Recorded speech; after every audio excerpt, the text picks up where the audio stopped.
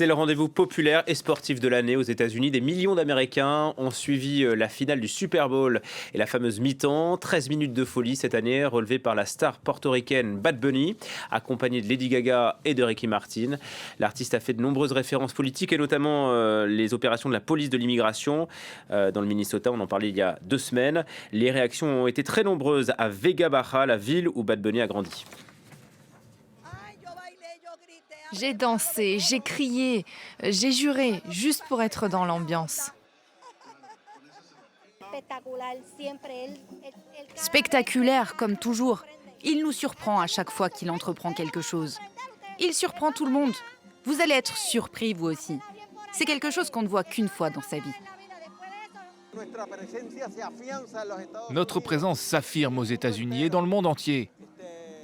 Bad Bunny est une icône de la musique au niveau mondial. Autre son de cloche en direct de Washington, on retrouve Mathieu Mabin. Bonjour Mathieu. Bad Bunny n'a pas fait l'unanimité, c'est peu de le dire. Bonjour on Julien. pouvait s'en douter à la Maison Blanche. Oui, c'était largement prévisible, effectivement, et ici à Washington, personne n'est réellement tombé des nues.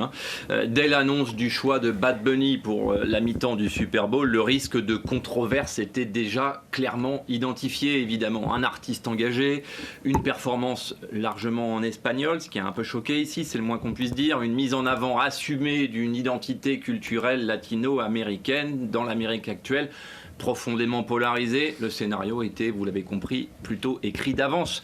Après le show, les réactions politiques ont donc été immédiates, on l'a vu. Plusieurs élus républicains au Congrès ont dénoncé ce qu'ils ont qualifié de prestations militantes, accusant la NFL et ciblant essentiellement la NFL, donc d'avoir transformé un événement populaire et fédérateur en tribune idéologique. Dans l'entourage du président, le mot qui revient en coulisses est celui de provocation culturelle. À la Maison-Blanche, en tout cas en privé, encore une fois, le message a été reçu de manière très claire. Ce type de spectacle est perçu comme une rupture avec l'idée d'un divertissement neutre, comme c'est globalement le cas d'habitude, neutre et rassembleur, et même comme la confiscation de l'événement de l'année qui traditionnellement, c'est vrai, célèbre l'unité nationale et le patriotisme avec le sport comme véhicule et comme prétexte. À l'inverse, côté démocrate, plusieurs responsables ont salué en revanche à un moment qu'ils ont qualifié d'historique. Pour eux, ce show reflète simplement la réalité de l'Amérique d'aujourd'hui.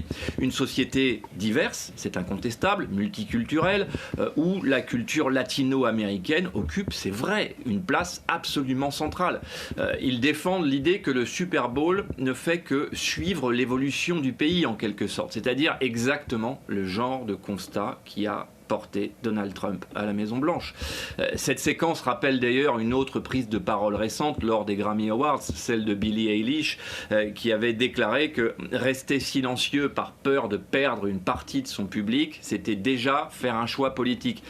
Une phrase abondamment reprise par les progressistes à Washington, et c'est précisément ce que dénoncent les républicains. Selon eux, ces grandes scènes culturelles deviennent des espaces de confrontation idéologique. Résultat, la musique et le sport passent au second plan et l'événement devient politique. Et justement, au fond, est-ce que ces prestations, Mathieu, et plus globalement les prises de position des artistes ont un effet sur l'opinion américaine ?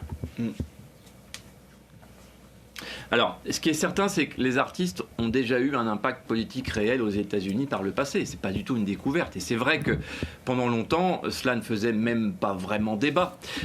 Durant la deuxième moitié du XXe siècle, certains ont même véritablement contribué à structurer l'opinion publique et le sentiment politique dans ce pays, bien au-delà de leur seul public captif. L'exemple le plus évident est sans doute Bob Dylan dans les années 60. Ses chansons ont accompagné les grands mouvements de l'époque, la lutte pour les droits civiques, évidemment, la contestation de la guerre au Vietnam, évidemment.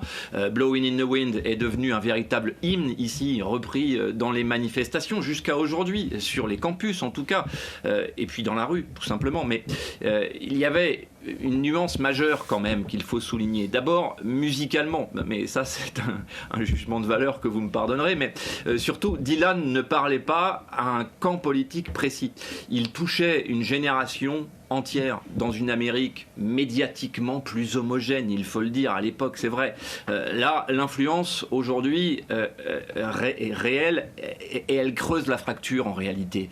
Et ça n'était pas le cas au XXe siècle, en tout cas pas dans ces proportions. On peut aussi citer bien sûr Bruce Springsteen, plus proche évidemment dans les années 80, lorsqu'il met en lumière l'Amérique ouvrière et les laissés pour compte de la mondialisation. Sa musique a façonné et fasciné aussi un récit national, c'est incontestable, au point d'être récupéré parfois à contresens par des responsables politiques. D'ailleurs, ce qui est intéressant, c'est que les chansons de Bob Dylan, de Bruce Springsteen, illustrent aujourd'hui absolument l'identité des électeurs qui ont porté le binôme Trump-Vance au pouvoir. Vous voyez, la boucle est bouclée. J.D. Vance a été absolument nourri par ces mélodies. Mais malgré tout, on ne prend pas trop de risques en disant que ce monde-là a globalement disparu. C'est vrai. Aujourd'hui, la fragmentation médiatique et la polarisation politique ont changé la donne. Merci beaucoup Mathieu Mabin. On notera donc que vous n'êtes pas fan de Bad Bunny musicalement. Bon, ça peut s'arranger. Allez-y, vous pouvez le mettre en fond en préparant vos chroniques. À demain Mathieu. On marque une très courte pause. On se retrouve dans votre tour du monde dans quelques minutes.